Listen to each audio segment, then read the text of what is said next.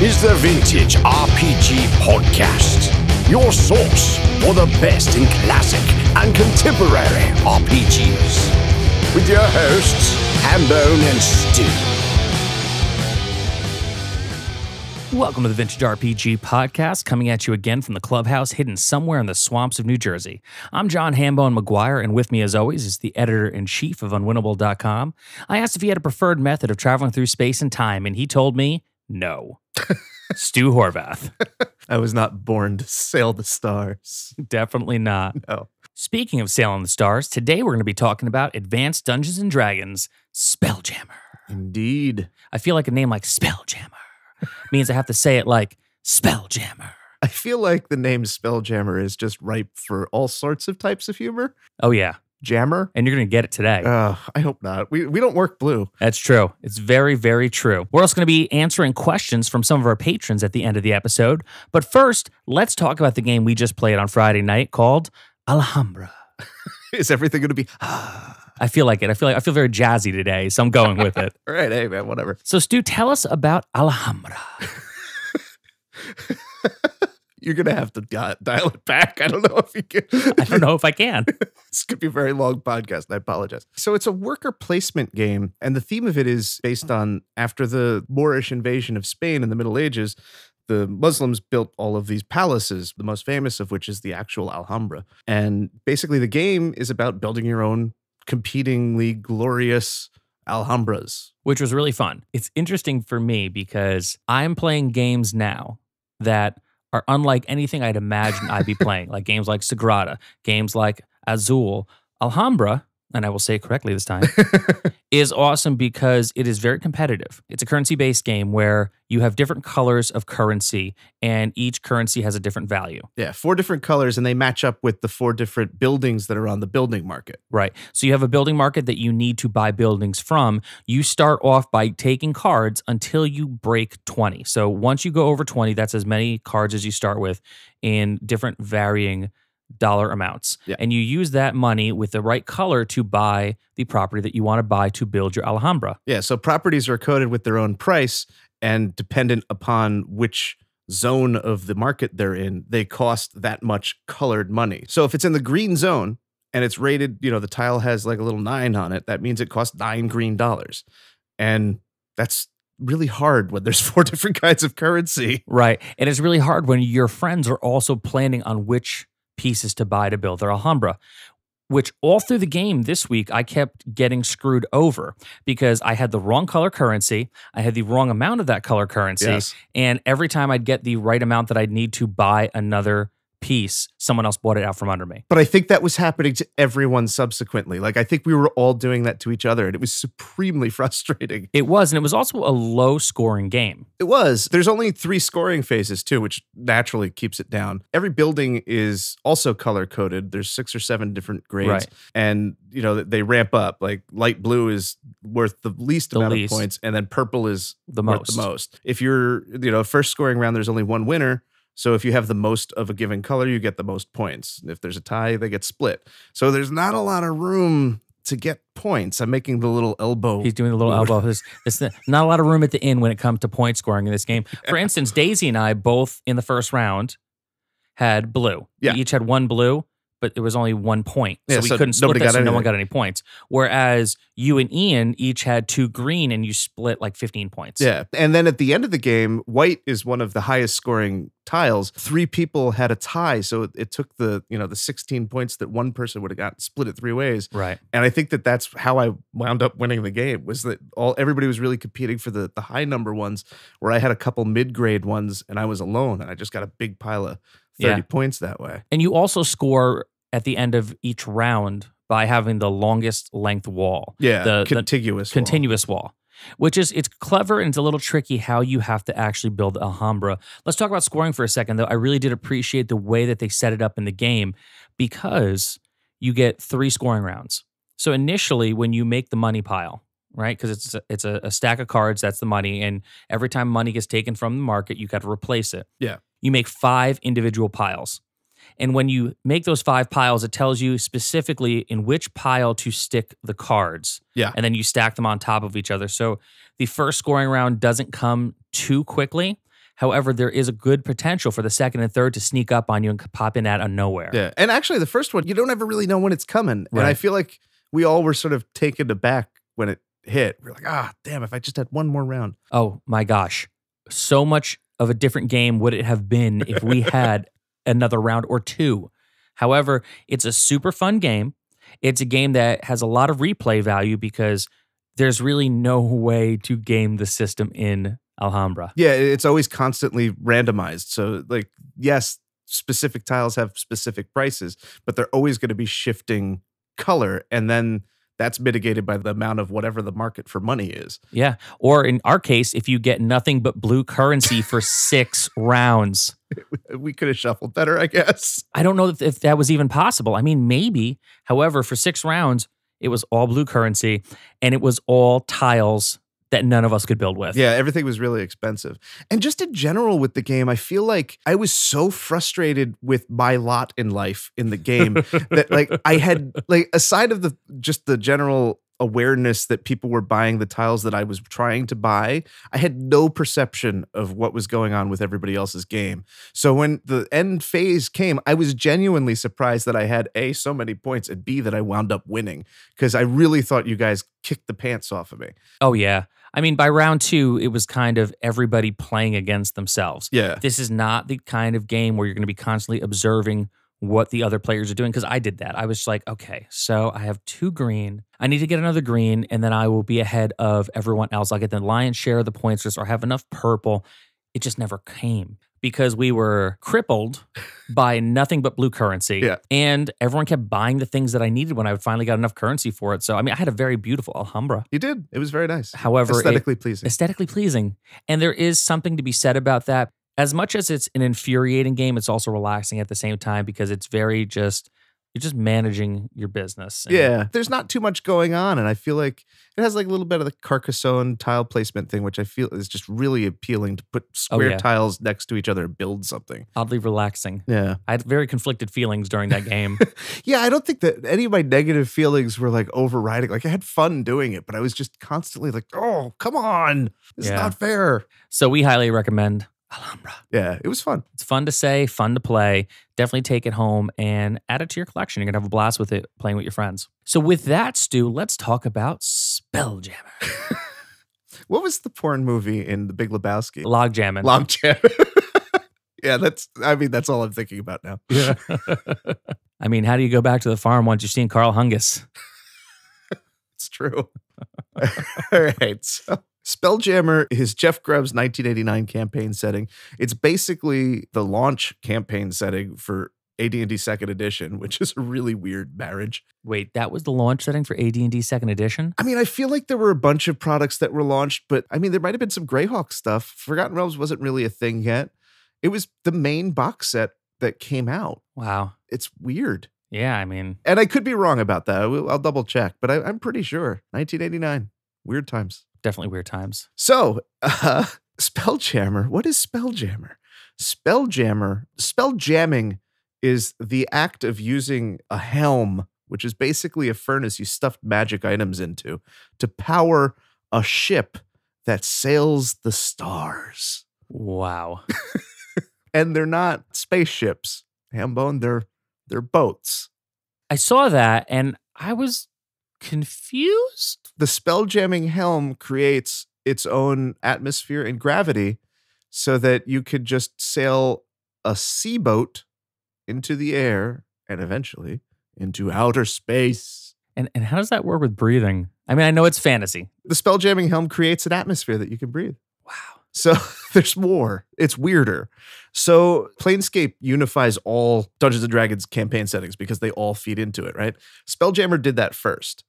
And by basically saying that every campaign setting is its own prime material world surrounded, with a crystal sphere in the Ptolemaic astronomical system. There's a crystal sphere around your little local bit of space, and those crystal spheres are all connected by a foggy pink magic thing called phlogiston. Gesundheit.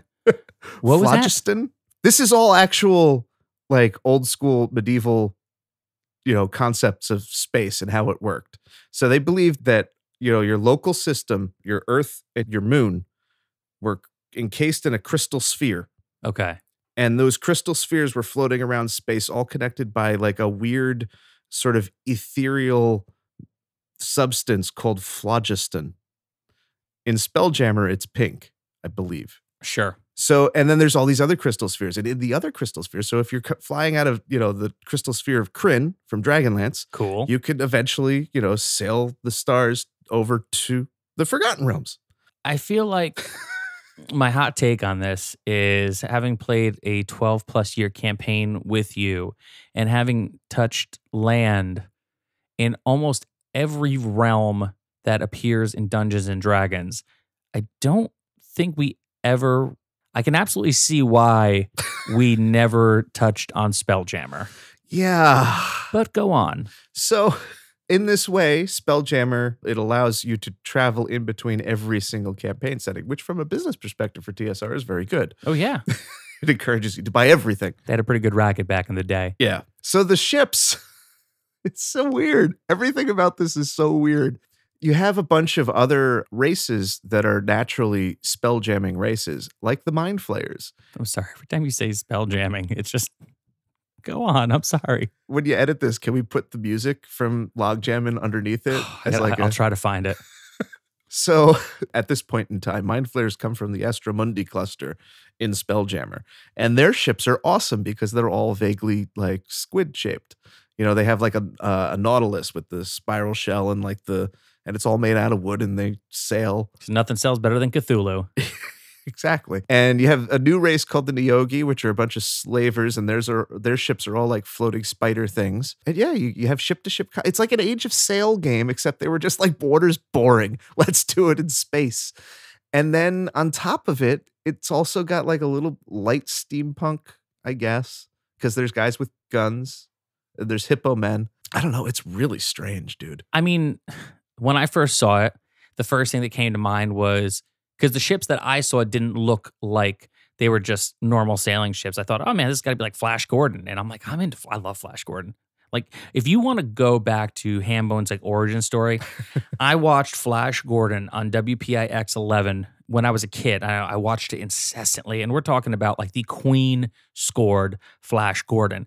And so you always have a good amount of grace if something looks like Flash Gordon to me. Like, I saw Spelljammer, and the thing that comes to mind is like, okay, so it looks like Ice Pirates meets Flash Gordon, and it was neither. Well, that stuff is in there. Like, a lot of the ship designs, especially for like the native spelljamming races, do kind of have that Flash Gordon, John Carter of Mars, Jules Verne kind of planetary romance thing going on. Like, that's there. It's just part of like a big soup of other stuff. That's super weird.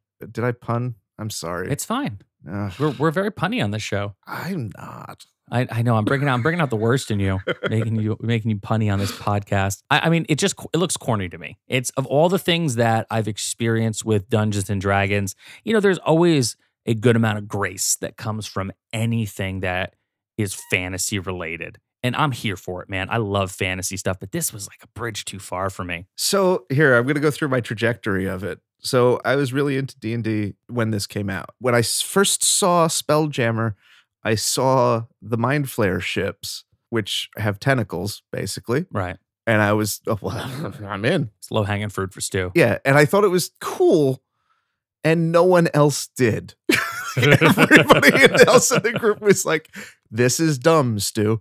So eventually I was just like, okay, maybe they have a point. It's a little weird. And I gradually turned into a teenager, and I was like, that's dumb. But I've come back around on it. Have you? I think it's kind of amazing. It's so weird. It so boggles my mind that they put a huge amount of time and energy behind this thing. And then they did it in a way where they're just like, we're not going to just make stuff up out of whole cloth. We're going to base our astronomical theory on, something that's real and weird from the real world. Like, I do think that grace is there. You just kind of have to dig into it to find it and just be like, I'm going to embrace this. They made novels for this. There was a video game. I know there was. Now, what was the overarching story? I know there was like an overarching story for Al-Qadim, and I know there was one for Dark Sun. What about this? There wasn't really a meta for this. I mean, There might be. I never really had a lot of the modules. I've only had the box sets. I guess you're sort of looking for the Spelljammer, which is like a gigantic city built on a giant manta ray ship. I'm sorry. I can't keep a straight face every time. We're looking for the Spelljammer. I know. My lord. And then once you find the Spelljammer, it sort of becomes a campaign hub. But I don't feel like there was a meta story, at least in the initial stuff. The Astromundi cluster, which is a box set that I've never owned, might, but nothing like Dark Sun. Dark Sun is the first real attempt at a meta story the next year. Right. I mean, look, the artwork is gorgeous. The people who did the art did a fantastic job. However, it does have that palette that is very late 80s, early 90s, TSR, that romance cover at the dime store sheen to it. Yeah, well, it's that Age of Sail vibe. Like, right, it's with everyone's always like strapping rippling sailors chests and with the frilly shirt. And at the same time, a lot of the creatures that I'm seeing popping up, a lot of the aesthetic, it harkens back to the Masters of the Universe movie with Frank Langella. Like even like some of the characters like, Blade in there. Like I'm looking at a picture now on Google from the artwork, and it has a guy who looks exactly like Blade from the Masters of the Universe movie, albeit with a Fabio-esque mane of hair. Yeah, I know the exact painting that you're talking about without even looking at it. Yeah. But that's also like a perfect encapsulation of the time. I feel like James Holloway did a lot of the design work, and, he's sort of, when second edition came out, he was like their go-to artist. He did all of the first two Monstrous Compendiums, and he's kind of all over the place. I've never really felt like super comfortable with his art. He's sort of like a bridge between the old school and the new school. Yeah, my grandmother had books like that on her nightstand. Looks just like it. Rippling bodices.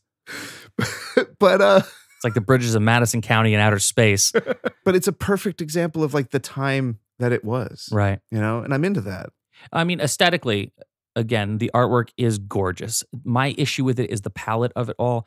If you look at the books that came out around that time, they all look like that. Even like the covers of the Gazetteers have that weird sheen over it. Kind of like, when you look at the romantic movies and you're like, oh, well, that's Portugal because it has like this sepia tone filter over everything and it's beautiful and that's where people fall in love. It's the same thing with like D&D where you had some very serious looking fantasy art for the, I would say, better part of second edition. And then this is kind of like this weird sore thumb before it got very like tight and very, we're going to be a real serious fantasy and even add some horror elements to it where it started weaning off of second edition and moving towards third edition. I feel like one of the things that was really big in this period was the sort of movie style thing where you would have like some dude's head big in the background and then like a castle in the midground and then maybe some action in the foreground where it's like all of these things sort of composited together, and it always kind of looks a little bit cheesy. But also awesome because, there's probably an orc in there getting speared in the head. You can only hope that there's an orc in there getting speared in the head. In the end of the day, it really does hearken to me as a dime store novel version of Drew Struzan. Yeah, I feel that. I think the difference is that I'm okay with that. You don't seem to be. I don't know. I never really bought into it. And that said, by that point for me, because remember, I came into D&D later. By the time I got around to Spelljammer, there was already so much other stuff that had happened and was happening that I never had to really dip my toe into Spelljammer. I just like took a look at the cover and being like when you go to a record store and you're looking at the album covers and you're like, yeah, it looks corny. I'm not going to play that. Yeah, I mean, like Spelljammer is like a Yes album, and you're just like, do I really like Yes? Whoa. I don't know. Yeah, Roundabout was cool, but I don't know about the rest of it, the other three sides of the album, because it's a double album and there's only 6 songs on it. Yeah, like I like Owner of a Lonely Heart, but like really, the rest of their, I don't know. I'm interested to see because I've heard rumblings that Spelljammer is going to happen in 5e. I would love that. I think that they should do it. I think they should do it before they bring anything else back because I think it's a design challenge. Because I think everything that you're saying is true, that there's all these aesthetic hurdles to it. And like there's just like a difficulty for people to buy in. And I think that 5th edition right now needs that kind of challenge to like really conquer something and make something kind of corny awesome. Oh yeah, I love it because the idea of them stepping out of their comfort zone, because there is a great overall aesthetic for 5th edition Dungeons and Dragons. It is amazing. It's the best. I've never been happier with any kind of role-playing system that I've been playing for like so many years, where like it evolves through the years and it becomes new additions. And this one is finally like, yeah, this is the promise of D&D and how D&D should look and should be. Spelljammer, I think, is a great challenge for them to kind of get up and say, hey, we're going to turn the world on its ear. I would love Planescape, but I think Planescape is a softball because everybody kind of thinks that Planescape's cool already. Oh, yeah. Like, I think that what you say about 5th edition is correct, but I also find it kind of boring because it's never really weird, and Spelljammer is weird. Yeah, I mean, I agree with what you say about Planescape being a softball. It's the equivalent of you and your buddy at the record store in the late 80s, early 90s and being like, hey, so here's this 9 Inch Nails record. Yeah. Or here's the latest record by Rush. And that's kind of where we're at. Yeah, I mean, Planescape is definitely 9 Inch Nails, and 9 Inch Nails is great. Everybody knows that, right? Oh, the hate mail we're going to get for this episode. Wait, no, I actually really love 9 Inch Nails. I paid a lot of money to see them this past fall. It was great. Yeah. Trent's my hero. So do you have any final thoughts on Spelljammer? So, okay, we definitely covered the fact that it's weird. It looks weird. I know. It plays weird. But I mean, we're still going to be talking about weird stuff. Let's get weird, Stu. So when Dark Sun comes into the picture, because Dark Sun is so, harshly different from the other campaign settings, they basically encase it in a crystal sphere in Spelljammer that you can't penetrate. They also did this similar thing for Planescape. Like, you can't portal in and out of Athos for whatever reason. And it's just like, why? Yeah, that is interesting. Yeah. But I love this idea because even your more generic D&D settings like Dragonlance and Forgotten Realms, they're very characteristically different. And there's a lot of Spelljammer actually tied into Dragonlance. There's novels where, like, that's a thing. Really? Yeah, one of the prequel novels, I think it's with Sturm Brightblade and Katara, team up and they go to the moon using a crashed Spelljammer ship. Like, this stuff it wasn't just sort of like this weird thing that they were doing on the side. Like, they put it everywhere they could. Well, yeah. I mean, if you're going to open up a new campaign setting, you need to spread that shit on everything. Yeah. I really wish that we could kind of find out what they were hoping to accomplish. Like, because like these clashes of cultures, like, I feel like they're all different enough in their character, Forgotten Realms, Dark Sun, etc. But how do you get these characters together and make it weird? Because they're actually not that different. You know what I mean? Does that make sense? It actually makes 100% sense. Then you have like space. You have hippo men. You have Victorian hippo men with pistols. It sounds like the fever dream that was Expedition to the Barrier Peak expanded upon. Yeah. And Githyanki have their own ships. They're around. They're flying. Right, so that's where Githyanki came from. Well, no, Githyanki were supposed to be on the astral plane. They're still on the astral plane doing their thing, but they also have Spelljammer ships where they hunt down mind flayers because they hate mind flayers. Well, I mean, who doesn't hate mind flayers? Dwarves have they don't have really ships. They have just giant floating mountains. That's awesome. They kind of remind me of the floating head from Zardoz. Sean Connery, the floating head in space. Okay, so that is the first amazingly cool thing that you've told me about Spelljammer since we started this conversation. Oh, come on. You have to look at the squid ships and see that. No, the squid ships are cool, but the squid ships are a little over the plate. A flying dwarf mountain? Yeah. I'm listening. I feel like the illustration is sort of like, and it's like a dwarf mountain, but it's also like a sculpture of a dwarf holding like a hammer over his head. Protruding dwarven might in space. Yeah, it's very heavy metal. Oh God, it's so metal. But like, I love that. I love the fact that it's like this weird mishmash of like album cover aesthetic and John Carter and Mars and that romance novel thing, like Master and Commander. Like, all of these things are just so weird to put in the soup together. And then they did it. And then they wondered why no one wanted to play it because it's too freaking weird. So did they have, I'm trying to not say spaceship, but that's kind of what they're, did they have like spaceship fighting rules? Like, if you were going to come up against another space-faring vessel, I'm struggling here. Spelljamming ship. If you're going to come across another spelljamming ship, so they had like ship battle rules? Yeah, and actually that was part of the appeal of the box set for me, was that it came with cardboard counters where you stuck them on little plastic stands and you had a space map. And That's cool. Yeah. So kind of like the X-Wing battles that they have now. Yeah. Except it was Spelljammer. And I think you had cannons. And you could, cast spells on other ships, on fireballs and stuff. It's cool. That's cool. I defy you to say that that's not cool. No, that is actually pretty cool. But it's also super strange. You're chipping away at this mighty oak here. It's like the Ravenloft episode, except opposite. It's a reverse Ravenloft episode. Wow. I think that you just kind of have to dive into it and like read it all and just embrace the stupid. It's the Mystery Science Theater of Dungeons and Dragons campaigns. And in that, it's glorious. All right. So I'm going to tell you, I'm willing to give it a shot. I'm looking forward to see if Wizards steps up to the plate and comes out with it for 5th edition. And yeah, I like weird stuff. I do like weird stuff. It's just it's crazy because it sounds like 10 pounds of shit in a 5-pound bag, but it sounds fun at the same time. You're not wrong.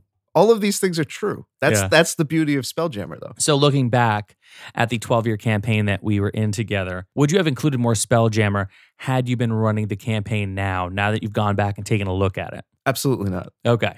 It's way too.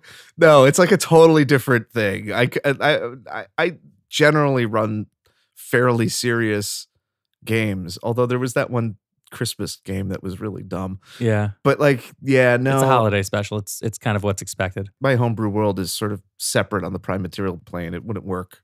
You can't put it in a crystal sphere. They're these little flat earth things that are going on. Oh, man. And that's like the beauty of D&D. I love the fact that like Forgotten Realms is just a planet like any other planet. And then you have Spelljammer, which is like super weird. But then I can make up a campaign world where it's like a literal flat earth floating in like a void. True. And it works because it's D&D and you can do whatever you want. I love it. Do you have any final thoughts on Spelljammer? I think I'm good for now, yeah. All right. So with that, we are going to end this episode by taking some questions from some of our patrons. Oh, yeah, that's right. One of the cool things you can do by subscribing to our Patreon at the $3 level is ask us questions that we are going to answer on the episode. So we've got some from some of our awesome patrons, and here we go. All right, hit me. So coming from Shane Wellen, Shane wants to know, what is the most offensive RPG you've seen to date? Now, he's thinking along the lines of HOL, a game that couldn't get made in today's atmosphere. See, I actually think that there's plenty of offensive games being made right now. Such as? The Carcosa supplement for Lamentations of the Flame Princess is one of the most disgusting books I've ever read. Really? Yeah, it's just gross. Lamentations of the Flame Princess is an OD&D system. So they strip it down and they're going back to like the old school, right? Right. But they couch it in this weird sort of transgressive black metal attitude that I find simultaneously interesting because it spawns interesting stuff. But I also find it really tedious because it's like talking to like a 14-year-old who thinks he knows everything. Oh, and so this guy wrote this supplement, which makes Carcosa sort of like this John Carter Mars kind of campaign setting. But then there's all of this like rape and human sacrifice in it. Like the entire part of me is just like, I shouldn't even talk about this because it's like, why give him the higher profile? But it's stupid. Like you could read the book and just totally ignore that the magic system is just awful. But it's just like, I don't know. Like I had it. I bought it because I like The King in Yellow and stuff. And I thought like, this will be an interesting read. It's one of the few books where I was just like, I need this out of my house. Yeah. And I sold it. Well, there you go. Yeah. So I don't know that I am versed well enough with a lot of different games that I could speak to this question, Shane. However, I recognize things that popped up in older games that I since have learned to appreciate when they update the game and make it a little more cool for everybody. Yeah. So thank you so much, Shane, for your question. Our next question comes from... I just want to add that it's so hopeful to me that he thinks that all this stuff is in the past and that I'm all just like, no, they're still making horrible stuff. Yeah, it's happening right now. Yeah. So our next question comes from Charles Ferguson Avery, and Charles wants to know, during the TTRPG boom of the 70s and 80s, were there any companies or publishers that put out incredible works and books that have since been seemingly overlooked or forgotten? All of them that aren't D&D. Wow. I mean, I feel like once you get a certain amount of RPG knowledge, you sort of realize that there's a bigger world out there in terms of stuff that's available. And I think that you lose sight of the fact that for the vast majority of people out there, they just think that D&D is RPGs. Yeah. And RPGs is D&D. So I think that basically anything especially the early stuff. Like there's Arduin, Tecumel, Jarun, Talisanta, even like RuneQuest. There's millions of people who know D&D, and there's like thousands of people who know RuneQuest. Middle-earth role-playing system? Yeah. I mean, I would say that the licensed stuff is less noteworthy because it's a license. And Star Wars gets like a bump because it's Star Wars. It's Star Wars. But like, yeah, Jarun is like a wonderfully weird game. And, you know, I know about it. You might know about it, but your mom don't know about it. That's for damn sure. You know, even people who are playing D&D now, no idea about it. That's true. Yeah. And I think that's sort of the whole impetus behind the vintage RPG thing, is just to show that there's other stuff out there. I love it. So thank you, Charles, for that question. And our final question today comes from Ill-Gotten Games. Oh, hi. Which is a great name. Yeah. That's a really good name. Yeah, they make cool stuff. They do make cool stuff. Tell us about your first RPG characters, if you can remember them. Why don't you go first? I got to think about this. So my first RPG character was Johan. Oh, yeah. Good old Johan. And he was a ranger. And it was my first RPG character. And, you know, when it was brought up to me, like, well, create a character that you want to create. Something that like feels good to you. You can do anything you want. There's no wrong answers. It's Dungeons and Dragons. You know, think of like famous movie characters that you like and maybe start using that as an archetype. So I was like, all right. So I want my guy to be like Hellboy, and he's like Green Arrow, and like, you know, he's a ranger. So he like, you know, tracks things and like he's cool. And I had a Warhammer, and then everyone just stopped and pumped the brakes. And they're like, you have a Warhammer? I'm like, yeah, man. I just opened the book and like I saw the word Warhammer and I thought it sounded like so cool. So I'm going to have a ranger and he's going to have a Warhammer. And our friend Jose, who is an incredibly talented artist and a fantastic D&D player, looks at me and he goes, so you're going to be a ranger with a Warhammer? And I'm like, yeah. And he goes, you don't understand why that doesn't work? And I'm like, no, man, I'm a ranger with a Warhammer. He goes, maybe you want to get a bow and arrow so you can shoot at range. It's in the name. And yeah, so we're going to walk back that whole thing that there's no wrong answers in D&D. I clearly on day one found out that a ranger should not have a Warhammer as a weapon, especially not a soul weapon. I think that you fell into the trap that a lot of new players fall into, where you want to make the guy and you want him to be everything, and you don't really realize that it's all of the stuff that you don't have and your faults that make your characters interesting. Yeah, exactly. You know? I mean, that's the thing too. Day one D&D, I mean, we started 3.5. Yeah. So that was overwhelming as it was. Like I was having our friend George make my character sheet because I had no effing clue as to what I was doing. And there was a lot of words and a lot of print and feats and all this other stuff. And I'm just lots of books. So much stuff going on. I just wanted to have like my Hellboy Green Arrow guy that was like cool, like Han Solo, and like all this other stuff. And like I had like this really contrived backstory. I mean, it was a lot. Yeah. And it was fun. It was a lot of fun. It was a lot of fun. And that character, you know, I want to put out there to people that you got to start somewhere. Yeah. So don't be ashamed on it. Don't feel like your character is less than, or you can't create something cool, because everyone starts off with that character that just wants to be a little bit of everything. And then through playing that character, you find out who you are. Yeah. And that was a lot of fun. But for real, like if you're a ranger, don't do the Warhammer, bro.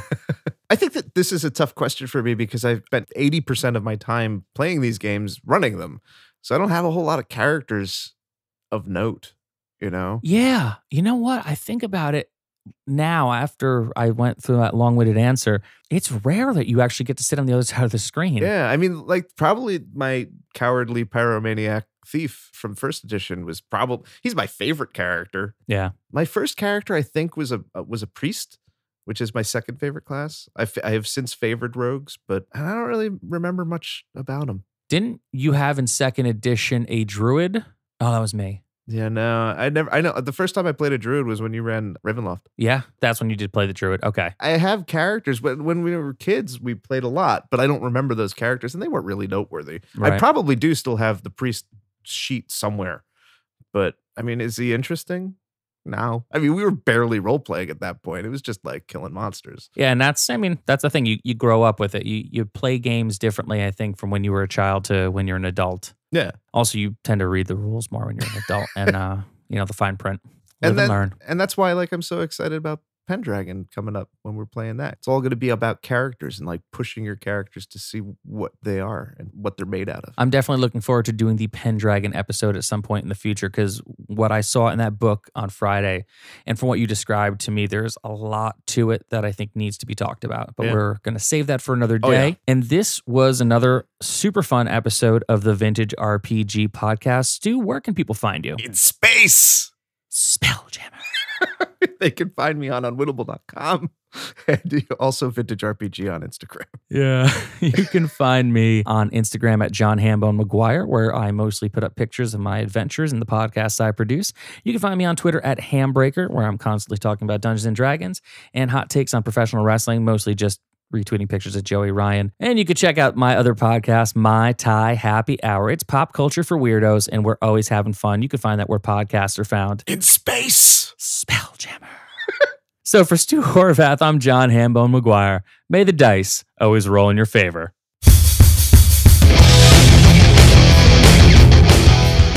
Thanks for listening. Don't forget to like, review, and subscribe to the podcast. Every review helps other listeners to find us. The Vintage RPG Podcast is a ham-fisted production. Music by Dego West. Art by Schaefer Brown. If you like the podcast, you should also consider becoming a patron at patreon.com.